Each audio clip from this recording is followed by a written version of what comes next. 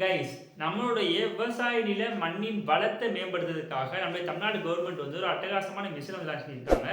அதுக்கு பேரு Tamil Nadu soil health mission அப்படிங்கிறது தான். இந்த மிஷன்ல என்ன பண்ண போறாங்க அப்படின்னு பார்த்தோம்னா, விவசாய நிலங்கள்ல வந்து பசுந்தாள் உரத்தை வந்து என்ன பண்ண போறாங்க அப்படின்னு பார்த்தோம்னா, விதைக்க வந்து போறாங்க. பசுந்தாள் உரம் அப்படிங்கிறது சணப்பை, தக்கை பூண்டு, பில்லிப்பயிறு, கொத்தவரை, அகத்தி இந்த மாதிரியான செடிகள வந்து நிலத்துல விதைச்சிருவாங்க. அது பூக்குறதுக்கு முன்னாடியே அத மடக்கி மண்ணோட மண்ணா உழுதுருவாங்க. இது மூலமா என்ன ஆகும் அப்படின்னு பார்த்தோம்னா, தழைச்சத்து அதிகமாகி மண்ணுடைய வளம் வந்து ரொம்ப நல்லாருக்கும். இது சஸ்டைனபிளான அக்ரிகல்ச்சருக்கு வந்து ரொம்ப முக்கியமான ஒரு கான்செப்ட்டா வந்து அமையும்.